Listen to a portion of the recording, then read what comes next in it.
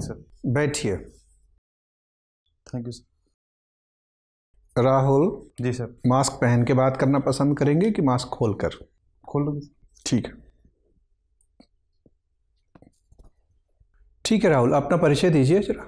जी sir, मेरा नाम राहुल धाकड़ है। मैं सर भरतपुर ज़िले में वैर तहसील से बिलोंग करता हूँ सर। मैंने सर 10th वैर तहसील से ही करी है और सर 12th मैंने PCM में जयपुर से करी है सर। अच्छा। उसके बाद सर मैंने B.Tech किया है इलेक्ट्रॉनिक्स एंड कम्युनिकेशन में चित्तौड़गढ़ ज़िले से। उसके बाद सर मैं रेलवे में पोस्टेड हूँ अभी प्रेजेंट में sir as a junior engineer. आप जूनियर इंजीनियर हैं, बहुत अच्छी बात है। कब से? जी सर, मैं 2016 से हूँ सर, दिसंबर। 4 साल का अनुभव रेलवे में है। जी सर। संतुष्ट नहीं है रेलवे की नौकरी? जी सर, संतोष है। सेंट्रल गवर्नमेंट की नौकरी छोड़कर स्टेट गवर्नमेंट की नौकरी करेंगे। जी सर। पेंशन भी कम मिलेगा, इंक्रीमेंट भी कम मिलेगा, भत्ते भी कम मिलेंगे।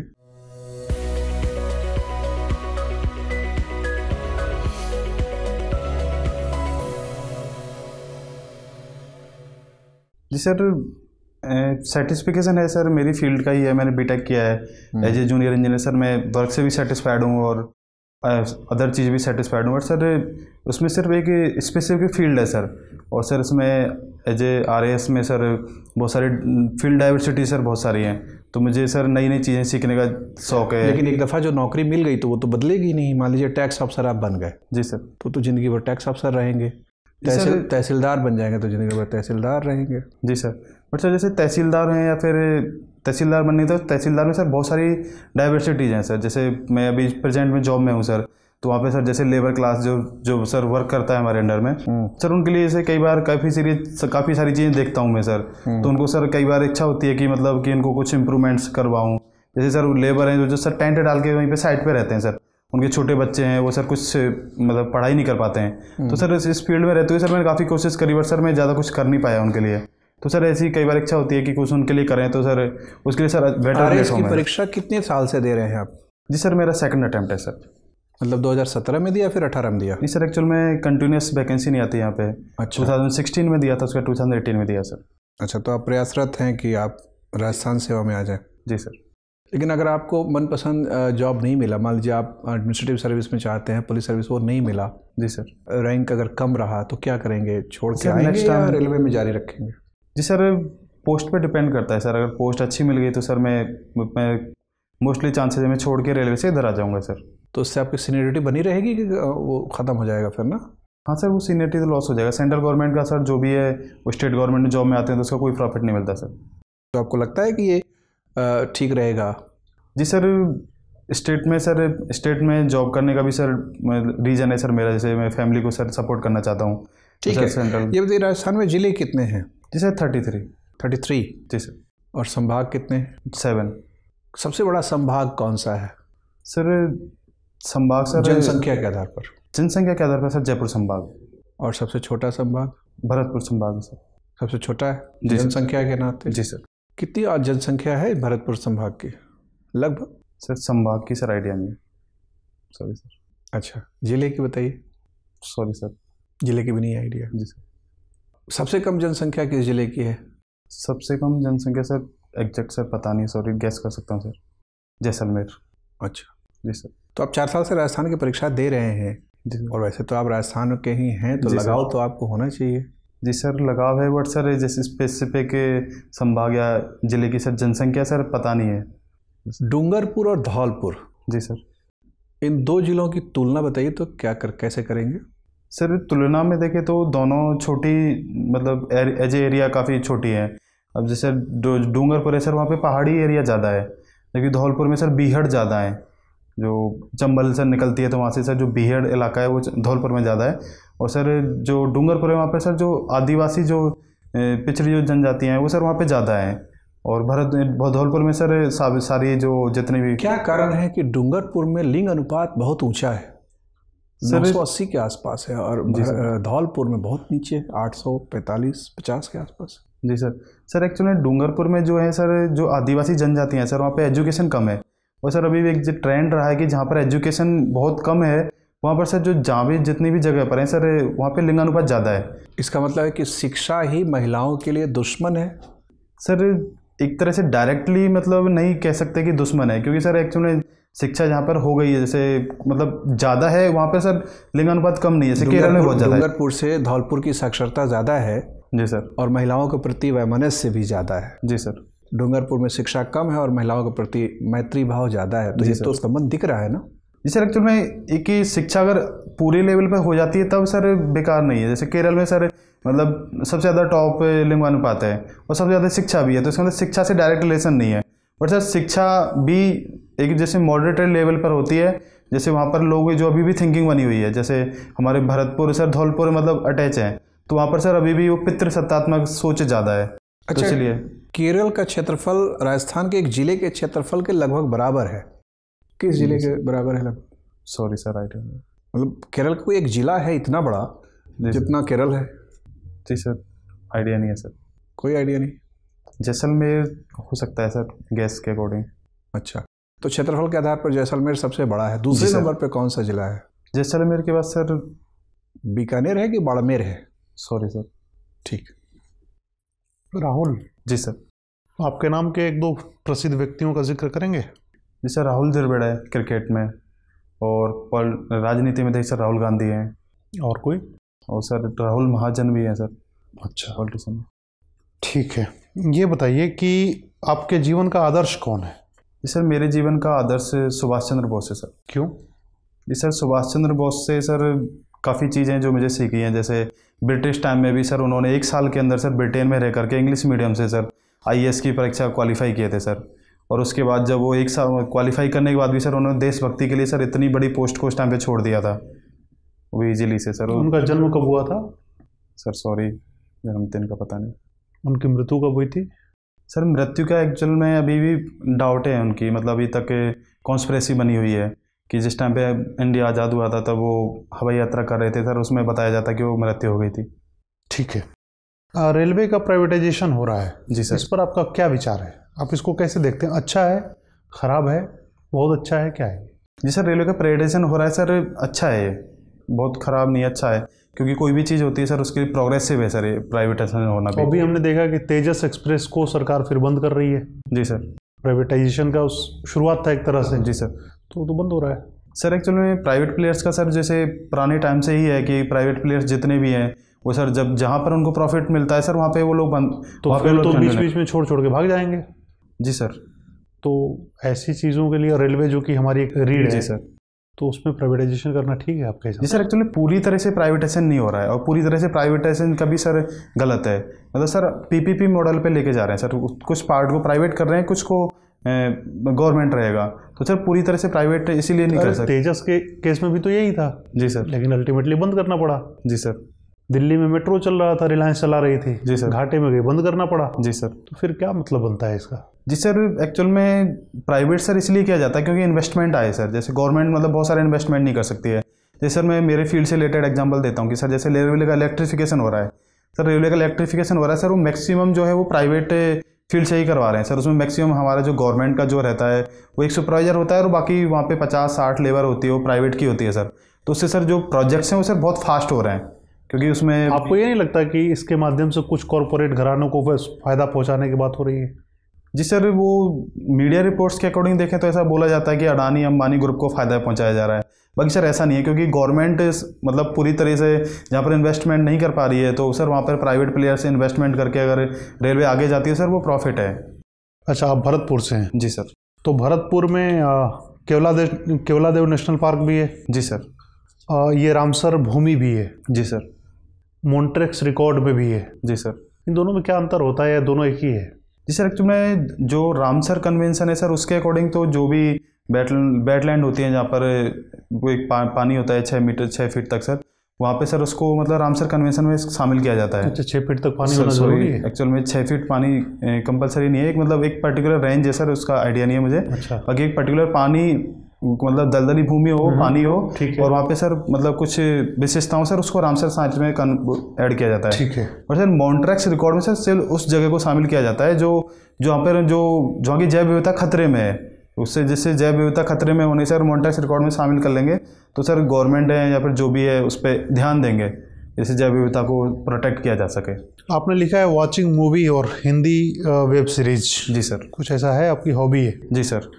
तो अभी कौन सी वेब सीरीज देखी आपने हाल फिलहाल में? अभी सर आश्रम 2 देखिए सर। आश्रम 2? जी सर। इसका थीम क्या है आश्रम का?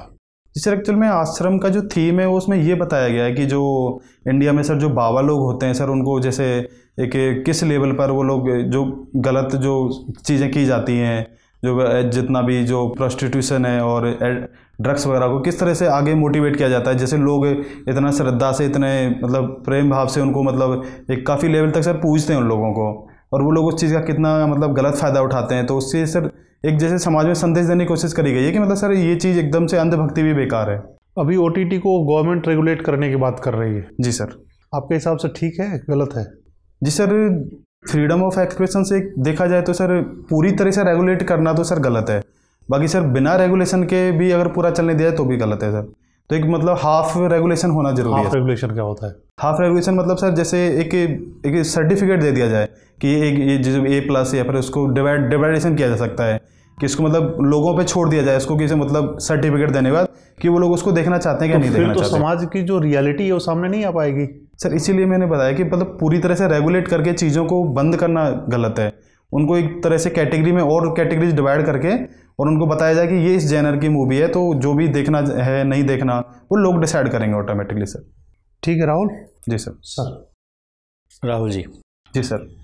तो आपने आश्रम 2 देखी? जी सर। गौतम बुद्ध क्यों नहीं देखी? नेटफ्लिक्स पे है वो भी। सॉरी सर, देखा नहीं मैंने। क्योंकि आश्रम 2 फ्री में दिखा रहे हैं। जी सर। ये भी तो एक मुद्दा हो सकता है। नहीं सर, ये मुद्दा नहीं है सर। नेटफ्लिक्स का मैंने सर सब्सक्रिप्शन लिया हुआ है। हाँ, बट क्या है अभी लेटेस्ट सर जितना भी मूवीज आती हैं सर वो मैक्सिमम जो होती है मतलब सामाजिक बुराइयों पर विशेष फोकस कर रहे हैं आप, लेकिन जो रोल मॉडल हैं इंडिया के उनको नहीं देख रहे हैं। नहीं सर, ऐसा नहीं है। रोल मॉडल की मूवी भी देखी है मैंने। सुभाष चंद्र बोस है, महात्मा गांधी है, डॉक्टर भीमराव अम्बेडकर हैं सर, उनकी मूवी आज भी देखी है। सुभाष चंद्र बोस का जन्म 23 जनवरी को हुआ था। जी सर। उनकी बुक का नाम बता दीजिए। Sorry sir. एक घटना घटी थी ब्लैक होल की। जी सर, सुना है बट ध्यान नहीं। सिराजुद्दौला का नाम सुना होगा आपने? हाँ सर, सुना है। कौन था सिराजुद्दौला? सिराजुद्दौला सर बंगाल के नवाब थे सर। एक बंगाल के जमींदार थे। जी सर। चीफ जस्टिस भी रहे हॉलवेल अपना वर्णन देते हैं कि 146 अंग्रेज थे जिससे अगले दिन 23 ही जिंदा बचे। इसके ऊपर सुभाष चंद्र बोस ने एक पुस्तक भी लिखी, द इंडियन स्ट्रगल। अगर आपके आइडियल हैं तो शायद आपको जानना चाहिए था। दूसरी चीज़, भरतपुर अगर एकीकरण के दौरान यूपी में चला जाता, जी सर, तो आज भरतपुर की स्थिति जो है उससे अच्छी होती या थोड़ी स्थिति गंभीर होती?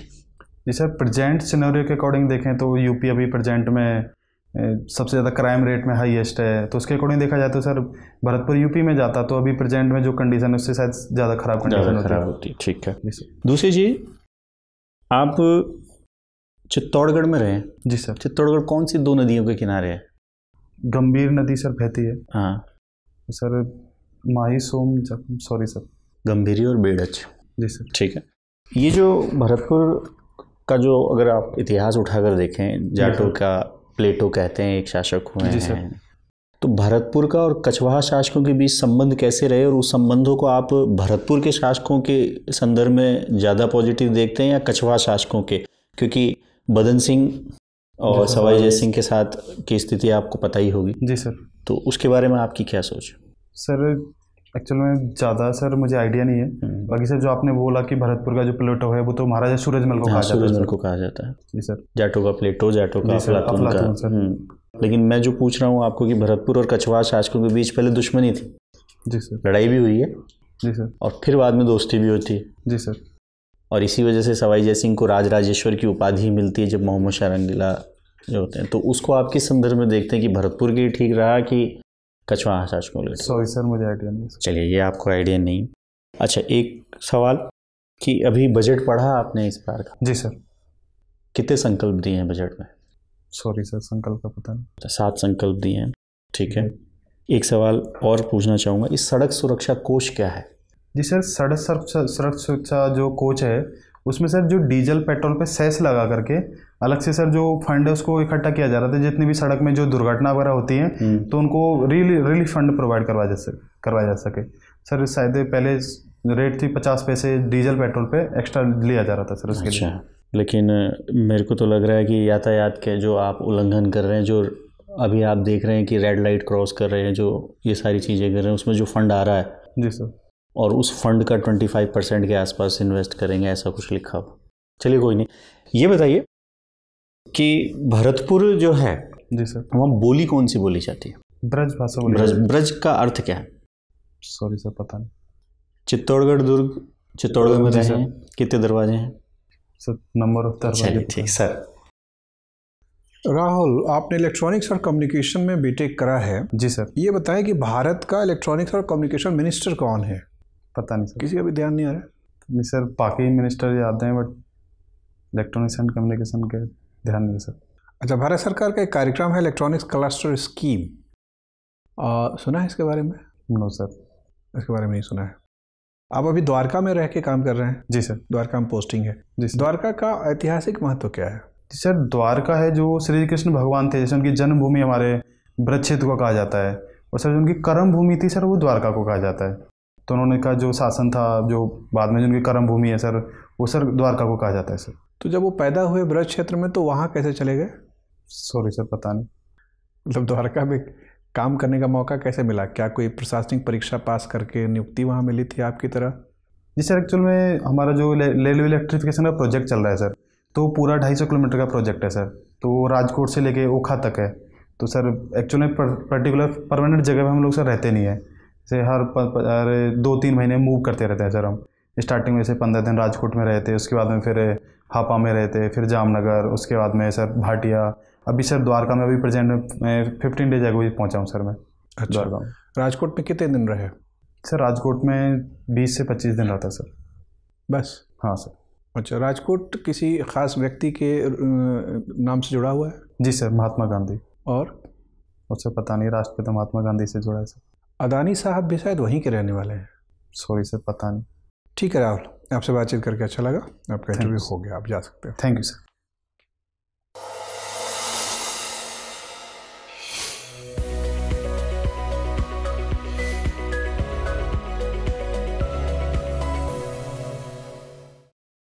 बैठिए राहुल।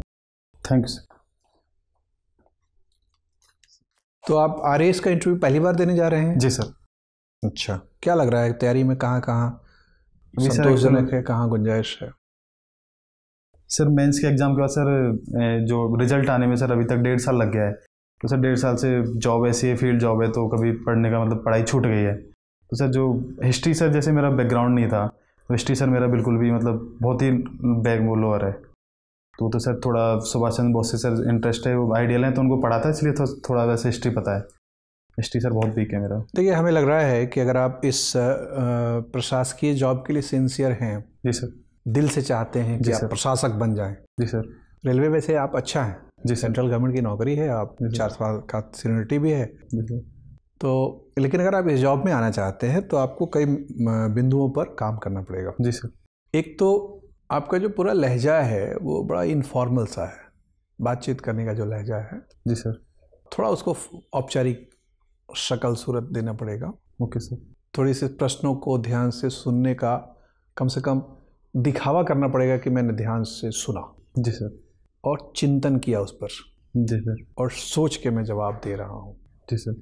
जैसे सुभाष चंद्र बोस आपके आइडियल हैं, तो आइडियल आपने अगर कह दिया तो अगर आपके आदर्श हैं, अगर आपने कल ही इनको आदर्श बनाया है तो शायद आपको वक्त नहीं मिला है उनके बारे में जानने का। लेकिन अगर ये कम से कम 2-3 साल से भी आदर्श हैं आपके, तो उनके बारे में जानने के बहुत सारा आपके पास स्रोत है नॉलेज का। जी सर। और आइडियल तो कहते हैं उसको जो कि रोज़ आपको प्रेरित करे, लालायित करे। जी सर। तो मैं वही कह रहा हूँ कि आप थोड़ी सी फॉर्मल रखिए अपनी बातों को। जी सर। जो चीज़ें कहिए उसके प्रति थोड़ा सा संवेदनशील रहिए। जैसे आप इलेक्ट्रॉनिक्स में 4 साल की नौकरी भी कर रहे हैं और उसके पहले 4 साल पढ़ा भी है। जी सर। हो सकता है कि मंत्री जी का नाम आप भूल गए हों।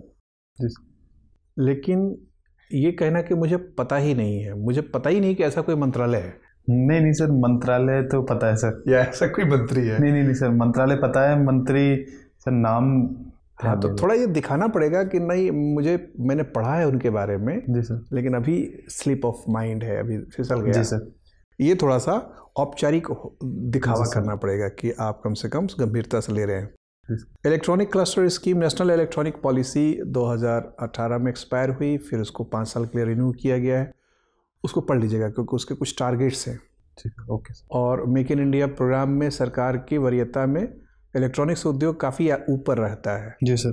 सैमसंग की फैक्ट्री नोएडा में खुली है, वो भी इलेक्ट्रॉनिक्स उद्योग के ही दायरे में आता है। जी सर। और भी बहुत सारी चीज़ें, स्टार्टअप वगैरह कार्यक्रम उससे जुड़ा हुआ है। तो चूँकि आप इलेक्ट्रॉनिक इंजीनियर हैं तो वो सब थोड़ा सा अपना देख लीजिएगा। जी सर। और बायोडेटा में जो भी दिखता है जी सर, उसमें आप एक्सक्यूज़ नहीं दे सकते जी सर, कि मैं भरतपुर में पैदा तो हुआ लेकिन मुझे रहने का मौका नहीं मिला इसलिए जानकारी नहीं है। जी सर, या मैं द्वारका में पोस्टिंग तो है लेकिन 20 ही दिन रहा हूँ इसलिए कृष्ण जी के बारे में जानकारी नहीं है। जी सर, कृष्ण जी के बारे में जानकारी होने के लिए द्वारका में पोस्टिंग की कोई ज़रूरत नहीं है। जी सर, वो तो एक तात्कालिक प्रेरक है। हाँ सर।